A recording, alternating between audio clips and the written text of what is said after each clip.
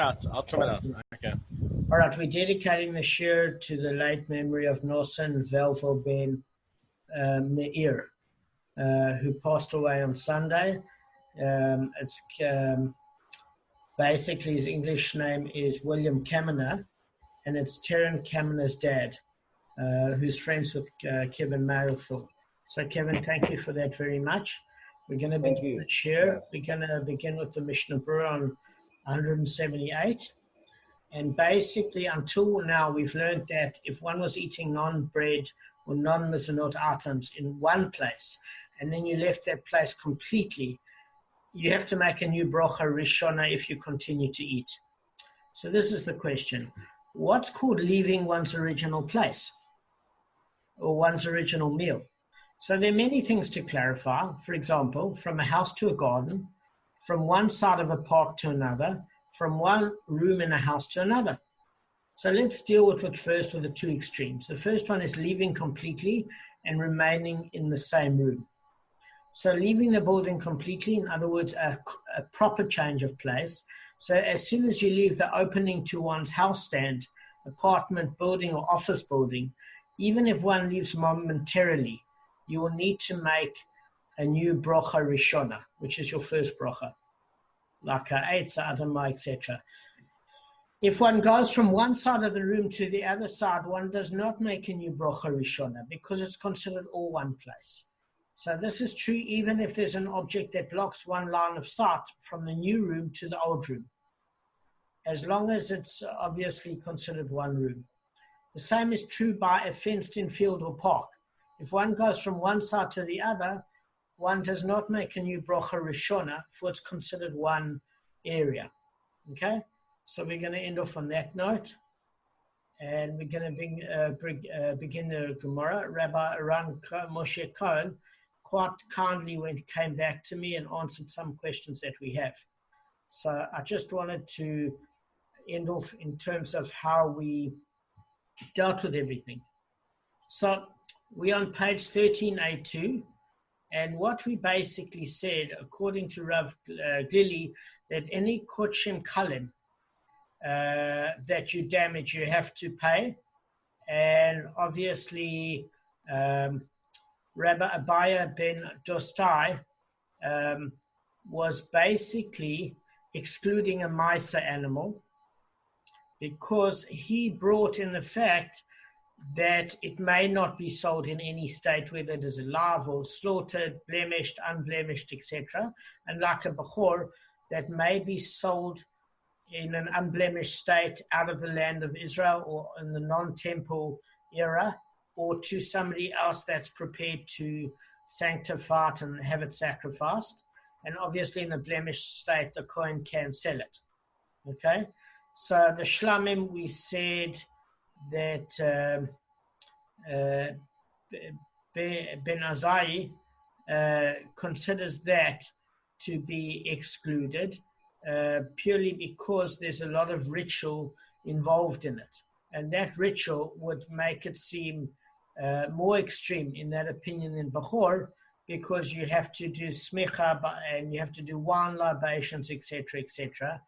And obviously, Rav Abba ben Dostai said it was only that Ben Azai was talking only in the regard to a bechor that it was redeemed. So we said that basically that's how we left it. We know how Rav Glili is holding, Rav Nachman, but now we've got something different. We are talking about the fact that there could be a case where, according to another opinion in the Mishnah, that Kodshe Kodashim is obviously off limits because that's consecrated property. The only property that Rav Glili was talking about Yosef ben Tostai ben Azai, as well as Ravina, is talking about Kodshim Kalim, which is obviously sanctified items that can get Me'ilah that are of less holiness. Okay? So that's where you had the Bechor, the Shlamim, and the Maisa. So everybody agrees Kodesh Kodashim is off limits. There is an opinion that says, according to Rava, to what does the Mishnah refer when it states that liability is incurred only for properties that are not subject to Me'ilah? So it refers to properties that do not possess the fundamental element for the law of Me'ilah. So guys, what is that? Object can only get Me'ilah, or an animal, if what? What does Me'ilah mean? Me'ilah means you're using it for personal use, which means you're transgressing a consecrated item. The law of Me'ilah, of misuse, can only take place, or when we say misuse, it means for personal use, because anything that's consecrated you shouldn't use for personal use. And therefore, something that would be subject to Me'ilah is hekdesh, it's consecrated.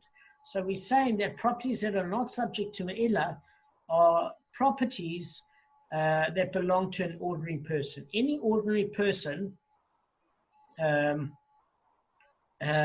is subject to the law of damages. In other words, if my ox hits your ox, okay? But they're saying, according to that opinion, even Kodshe Kalim, as well as Kodshe Kodashim, is not subject to the law of damages. But the Gemara challenges this explanation. And what it's basically saying is that why doesn't the Mishnah simply say properties of an ordinary person? I mean, we went through the Mishnah and it says, if you damage the property of a Jew, you have to make financial restitution. Okay? So it said it already. Why say it again? So the Mishnah uses this misleading phrase, properties that are not subject to the law of Me'ilah, just to turn around and say properties of an ordinary person is not a good enough answer. So the Gemara concludes this indeed is a difficulty, and it leaves it in this note. And when it says it leaves it as a difficulty, it goes back to the first opinion, and that first opinion is that Kodshim Kalim, you do have ownership, and in that particular case, you're responsible for damaging somebody's property or ox or sheep, etc. that has Kodshim Kalim. Okay. So now we're on another part of 13A2, and it's now going to introduce a different subject. And that subject is what happens if you've got your ox that's been consecrated and damages the ox of another. Okay? So, guys, as far as Kodshim Kodashim is concerned, do you think that that ox that's Kodshim Kodashim has to pay for another Jew's ox that has been damaged? Just a short answer, yes or no? No. Correct. Why? Well, anything that belongs to the temple, firstly, it belongs to the temple. Correct. At that point. So it could. That's good enough. So the only issue is Kodshim Kalim, where we said who damages the ox of his fellow. And what we discussed in the previous part of the 13th daf is Kodashim Kalim, because they are a lower level of holiness. It's also deemed that if anybody damages your ox, that is Kodashim Kalim, that they're responsible for replacing that ox. Does that make sense? So we went through which parts of Kodashim Kalim are fall under that sort of owner. In other words, they're the property of the possessor. So for argument's sake, we're saying anything under Kodashim Kalim. We're not going to go through the opinions again of Rav Lili, Rav Ben Azai, Rav Abba Yosef Ben Dostai, but basically Kodashim Kalim, that if somebody damages your object under that category, they are going to be consecrated, but while they are alive, they are your property. Okay? And therefore, if they're going to damage your property while they're alive, and they have to make restitution, if you have a ox that falls within Kodashim Kalim, you have to pay if it damages others. Does that make sense? Absolutely. Great. Except in the case of a miser. Yeah, but we got that. There's different opinions. We discussed why, etc. Okay. Correct. But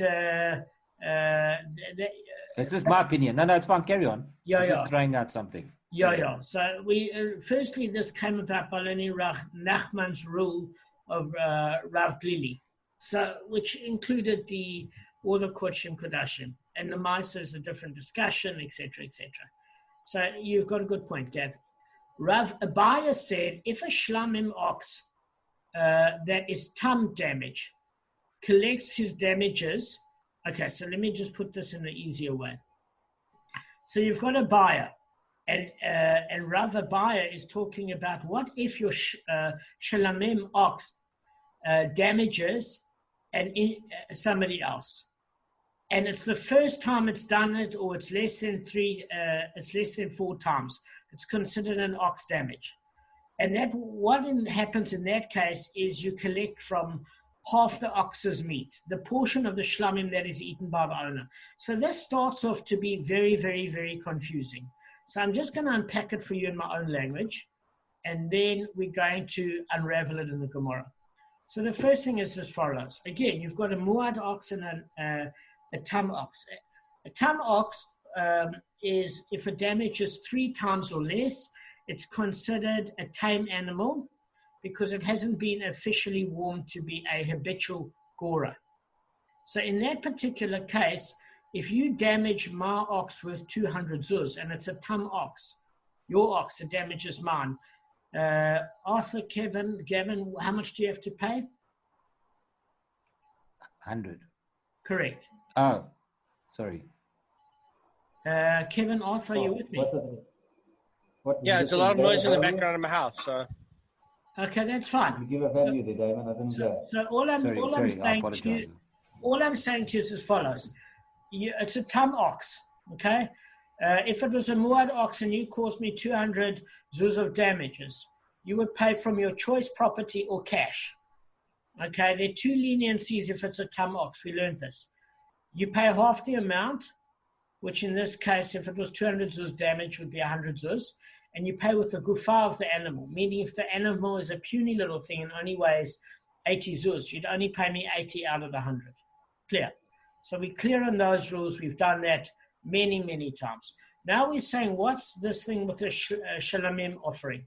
So we're saying, listen, if the ox was kodashim kalim, which is basically that you own the ox, at the point that you're going to consecrate it, at the point that you're going to sacrifice it, then it becomes what you call no longer your property and consecrated. But it does have a semi-consecrated status.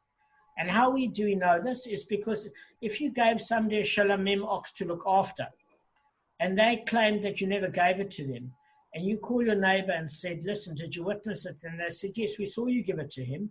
He has to pay an asham offering, 1/5 of a penalty, plus the actual main capital amount, the principal amount. In that particular case, Kevin, it's going in the case where it was the temple going. Why? Because otherwise you wouldn't have to put in a sham offering. So we're talking about a case during the temple. Now we're saying that it's the other way around. Your shalamim ox damages my ox. And because it's known as, do you remember when it had that court case that says you're transgressing against, you're doing a treachery against Hashem and the ox of his fellow? Meaning Hashem and that person were partners and you've transgressed them both. Because it's consecrated, but it's still deemed your ox until the point it's sacrificed. Kodshim Kodashim is at the point of dedication, it's no longer yours, it belongs to the Most High. With Kodshim Kalim, the lower level offerings, it's your ox until such time as you sacrifice it. Then it belongs to the Most High. Otherwise, if I stole the temple's ox, I wouldn't have to give an asham offering, and I wouldn't have to have the penalty. And I don't even think I'd have to pay back the main ox. I'll check that last point. So we're talking about, obviously, the ox of his fellow. So we're talking here, because shalamim is kodshe kalim, is we're saying, what happens if your kodshe kalim ox, which is in this case a shalamim ox, damages, I'm not reading from the notes, guys, sorry, I'm just talking, damages your ox. So this is the case. The case of it is that some of that ox has to be used because it's consecrated in the altar. The blood has to be spattered and sprinkled in the altar. The fats have to be burnt and some portion of the animal. So that is not yours to claim from me, Kevin. That belongs to the Most High. That belongs to Hashem. So, in other words, let me give you a perfect example. My ox that damages your ox is 200 zuz. My ox is worth 200 zuz. It happens to be that your ox, for example, is worth 180 zuz. I want to just do a different figure just so that you can keep it in mind. Okay? 180 zuz. Now, my ox is a tam ox that damages yours. So how much would I have to pay? How much would I have to pay? And it's consecrated, you're saying? No, Kevin, semi-consecrated. It's still my ox. What I'm saying is the portion that I have to sacrifice, I can't pay you with that. That belongs to Hashem. So in other words, in other words, how the ox works is as follows. I'm the owner of the shalamim. I take it to the Kohen, right?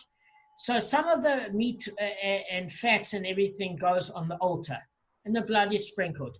Then because it goes on the altar, the Kohen and myself, as the owner of the ox, can partake of the ox. And we don't own the ox, that part. Why? Because it belongs to the Most High. We only can derive benefit from the meat. But at this point, the animal hasn't been sacrificed yet. So it's still my ox, but that portion that was going to go on the altar, I can't pay you with. It's not a normal ox. That can't be taken into the equation because it's consecrated. I can only pay you with my portion of the ox, which was deemed to be allowed to have me use after the sacrifice was done, the remaining meat. Mm-hmm. So this is how it works with the standard tam and muad ox. If my ox damages your ox and it's tam, meaning 3 or less offenses, it's considered tame, and muad is considered forewarned as being an habitual gora. So if it's muad, you pay the full damages to the injured ox, okay? And in that particular case, you pay from choice property or cash. Fine. If it's a tam ox, there are 2 leniencies. Number 1, you pay half the damages to the injured animal, and you use the second leniency is the weight of the aggressor animal. You sell that weight, and you use that weight of the aggressor animal to pay up until half the damages.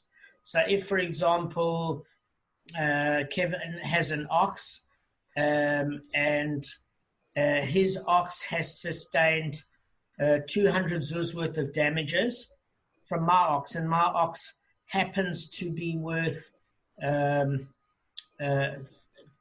zuz, okay? Then in that case, it works out fair. Why? Because the tam is half the amount of what I owe for Kevin's damaged ox, which is 100 zuz, because his ox is worth 200. And on my animal that I can get 200 zuz, it's great because Kevin gets back his 100 zuz. So it's fine. That's certainly not a problem. It's a difficult case when Kevin's ox is a fat thing that's worth 300 zuz and my ox is a cheeky little thing and it's worth 80 zuz. And where it becomes a problem is if Kevin's ox is worth, for example, 300 zuz, but it's got 200 zuz worth of damage. My ox is worth 80 zuz, and I would technically owe him 100 zuz. But because my ox is only worth 80 zuz, that's all he's going to get. He's 20 zuz shy. Yeah. Okay, is the standard case clear? Yeah, it's clear. Thanks. Sorry, I think we needed a recap. I haven't heard it for a while. Thank you. We need a recap. Okay, but this now is going to become a much more complicated. Got it. Affair. Why is it going to become much more complicated? It's because we're talking about a shalamim ox, which is called kalim, which means part of my ox, before it damaged yours, should be sacrificed, which means I can only use some of that ox and the rest of that ox is consecrated for ritual slaughter. Okay. Is there a fixed percentage or not really? No, well, I'm going to use a financial example. It would depend. So, for example, in all our offering, you give the whole animal. the entire animal. So Kevin would get nothing then if my ox damaged Kevin's, because I don't keep anything. That entire animal is sacrificed. We're using a shalamim animal because it's one of those that we get to partake, both the owner, being me, of the animal, as well as the Kohen who gets to partake. So it seems that the sacrificial amount is quite small in this case. So that's why we're using that particular example. So let me just unfold the notes and keep it quite clear, and then I'll add discussion. So having discussed the law for Kodshe Kalim, ox that was damaged, we're going to discuss a law for Kodashim Kalim, ox that damages others. Okay. So Rav Abaya said if a Shalamim ox that is tam damages, the injured party collects his half damages from the ox's meat. In other words, the portion of the shalamim that is eaten by the owner. But he does not collect from its sacrificial parts, in other words, the fats of the shalamim which are sanctified upon the altar. Why? Because that part that is sacrificed upon the altar doesn't belong to the owner of the ox. That was a shalamim ox. He can only give what belongs to him and it doesn't belong to the sacrificial part. Am I making sense, guys? That's pretty clear. So what the Gemara is asking now is it's saying, hang on a second. I don't quite understand how this would seem to work. Why? Because it's obvious. What do you need to tell me the obvious for? Whenever the Gemara uses the word pashita, it means, but it's obvious. Why? You don't need to tell me if it's a consecrated ox that the sacrificial parts are offered up to the Most High on the altar. It's self-evident that the damaged party doesn't collect from these. So why mention it? So the Gemara answers a very interesting insight. So Rabbi Abaya's ruling is necessary only in regard to the question of whether the damaged party is entitled to collect from the shalamim meat an amount corresponding to the amount he loses by not being able to collect from the sacrificial parts. So Rabbi Abaya states that from the damaged party is not entitled to collect from this meat. So what we're saying is as follows, okay? My aggressor ox is worth 200 zuz, and it's a shalamim ox, and it damages Kevin's ox that's worth 200 zuz as well. But it happens in this example that the aggressor shalamim ox, which is mine, is worth 200 zuz, and let's say Kevin's ox is worth 200 zuz, right? So out of my 200 zuz, 150 zuz worth of meat belongs to me, and the 50 zuz is the sacrificial parts.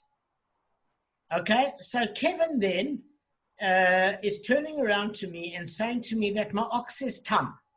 So what I should do then is I should give him 100 shekels worth. Why? Because my ox is worth 200 zuz. Sorry, 100 zuz worth, because my ox is worth 200 zuz. And I'm saying, listen, Kevin, it's obvious. The parts that I've sacrificed or I need to sacrifice are not mine to give. They belong to the Most High. So listen, I can only give you, I can actually only give you, for example, it's only worth 150 zuz because I'm losing 50. So Kevin turns around to me, he says to me, fine, I understand that. But he says, you only owe me 100 zuz worth of damage because it's a tam ox. And therefore, you're still getting 150 zuz worth of meat. Only 50 zuz is going to sacrificial parts. Take the extra from the meat that you got because you still scored 50 and recompensate me back for my 100. I've got 150 zuz left, and I take the remainder of what's left to me and I divide that by 2. Because I can't count the amount that's already been sacrificed as a 200 zuz total. That doesn't belong to me. I'm left with 150 zuz only. That 50 zuz already went for meat. So it left me with 150 zuz worth of my share. The rest went for a sacrifice. So I take my share and I divide that by 2 for a tum ox. So I only owe Kevin 75 zuz. Yep, sounds fair. Okay, Arthur, Kevin, do you understand that? Yes. Okay. Yes, I understand it, Damon. Okay, that's fine. All right, so let me just tell you where it brings a case of. So it brings a case here for the following. The Gemara questions this explanation. Why? Because according to whom did Rab Abba state this ruling? If he stated according to the rabbis, the ruling is obvious. For the rabbis say, wherever it is impossible for a damaged party to recover his damages from this party, from the 2 parties who damaged him jointly, he does not cover it from that party. Okay. So let me explain to you what the case is. There's my ox and Gavin's ox, and there's a pit. So Arthur dug a pit, and my ox aggressively smacked Gavin's ox into the pit, and the ox died in the pit. So Gavin turned around and said it actually died from the impact in the pit, so I'm going to sue both of you. Okay? But you can't do that because according to the rabbis, it's impossible for the damaged party to recover his damages from this party, the one of the 2 parties which damaged him jointly, and from the other party, because somebody has to be responsible. It was my ox, according to the rabbis, that smashed Gavin's ox in the pit. It happened to die in the pit, but if my ox hadn't smashed his ox in the pit, would the pit have caused the damage, yes or no? No. No. So the rabbis say you can't collect from 2 parties jointly. You can collect from me, but you can't collect from 2 parties jointly. But Rabbi Nassan rules the other way around. What does he rule? That you can collect from both parties. And I'll tell you how it relates now. Wherever it's impossible for the damaged party to recover his damages from this party, from one of the 2 parties who damaged him jointly, he recovers from that party. And I'm going to tell you how it's related to the meat now. So what we're saying is as follows. Is there's a case where Gavin can come to Arthur and say to Arthur, listen, pal, I found my ox in your pit, and my ox is dead in the pit. Your pit caused the damage on impact because it might have been butted by the other ox, but unless it had a place to fall a couple of meters down, it wouldn't have died from the impact. So I tell you what, you might not have been the catalyst. The other guy's ox might have pushed my ox into that pit. But if you didn't have a pit, my ox wouldn't have died. I found it in your pit, and whatever I can't recover from Damon's ox that damaged me, I'm going to recover it from you, Arthur, because you dug the pit, and you had no right to have a pit there in a public domain. You with me? So that's according to Rav Nassan. So then, if it's a tum ox, let me just tell you what the case would be of a tum ox. My tum ox smashed Gavin's ox in the pit. And Gavin's damage of his ox was 200 zuz. Okay? 200 zuz. But because mine's a tum ox, and I only owe Gavin 100 zuz, then I'd only pay him the 100 zuz. Are you with me? Because it's a tum. His damage is 200 zuz. Mine's a tum. So therefore I pay Gavin half. Now, what if my ox was a puny ox, Gavin, and my ox was worth 150 zuz, right? If my ox smacked your ox in the pit, I'd only owe you 75 zuz. And Gavin is turning around to me and say, but you know what? My damages is a tum ox is half. I say, yes, but we also have a leniency where my ox is a puny little ox, and we pay from the gufa of the animal. If it was a muad ox, you'd get your full 200 zuz, plus it would be paid from our property or cash. But since it's a tum, I only pay half, and because it's paid on the body of the animal, I'm very lucky, pal. My ox is puny. I only owe you 75 zuz. Okay? In that case, if we view according to the rabbis, Gavin would have to suck it up. According to Rabbi Nassan, Gavin doesn't have to suck it up. Why? Because he turns around and says, you know what? Fine, Damon, you pay me 75 zuz for the worth of damage. And you know where I'm going to collect my other 125 zuz? Because my ox actually did cost me, funny enough, 200 zuz. I don't care about your tum ox. The pit caused the damage also. So I want my extra 125 to make up my full 200, because that's what you really cost me, from Arthur's pit.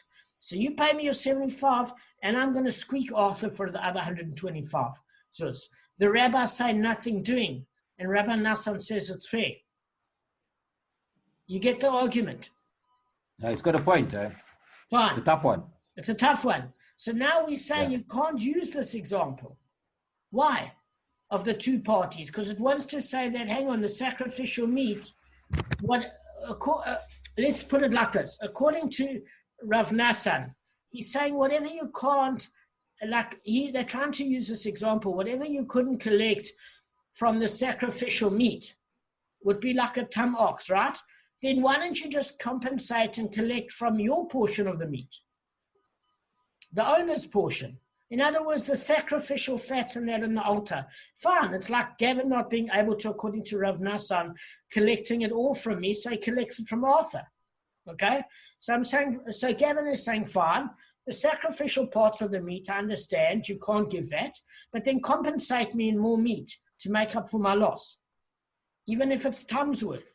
I don't want to be 25 shekels short. So in that case, Gavin's saying, well, you got more than enough meat. You got 150 shekels worth of meat for yourself. You only gave 50 zuz worth of sacrificial fats. You still can compensate me my 100 shekels worth of damage for my ox.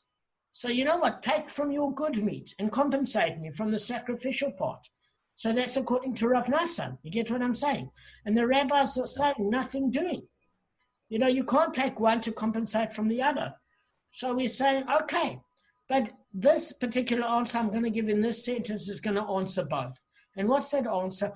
The two cases of the pit and ox are not comparable, because the others are two separate factors. Separate factors, an ox and a pit. And both were responsible for causing damage according to Rav Nassan, and the rabbi said the ox was the catalyst that smacked over Gavin's ox in the pit. And therefore the ox is a catalyst.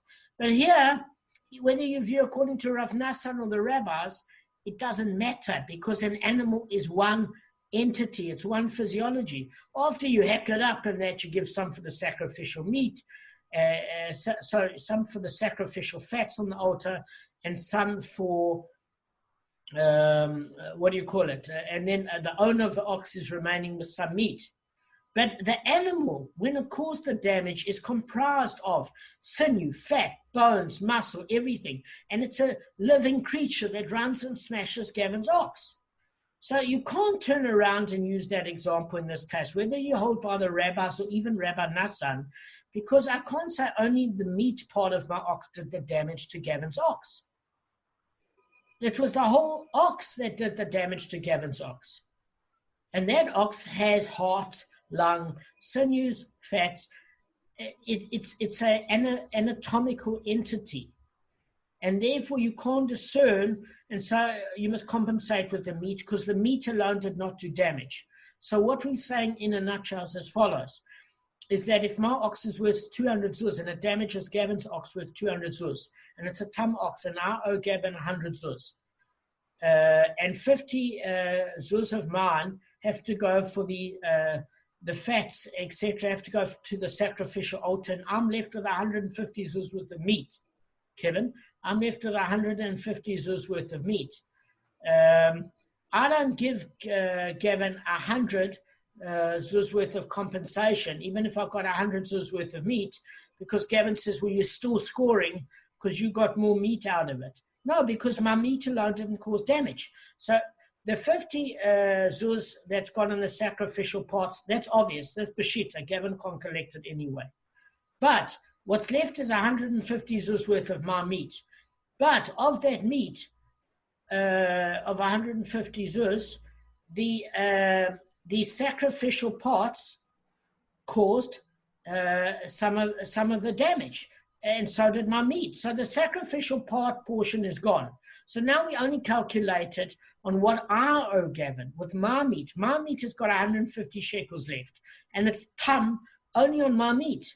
And that tam on my meat of 150 zuz, sorry, I don't know why I keep saying shekels, 150 zuz is only 75 zuz. So therefore, Gavin, they're not interested what the sacrificial meat portion is compensating. I'm only left with 150 zuz. And I'm tam on that. It's a tam ox. Therefore, I only owe you 75 zuz. I don't have to compensate you for 25 zuz to make up for that sacrificial part of the animal that was thrown on in that percentile. That's what it's coming to say. Yeah, got it. Okay. I hope that makes it clear. It's very clear to me. Wouldn't most of the sacrifices, wouldn't somebody normally take a tam ox as opposed to taking a muad ox? Because you want to give the best of the best. Firstly, a bachor will always be a tam ox.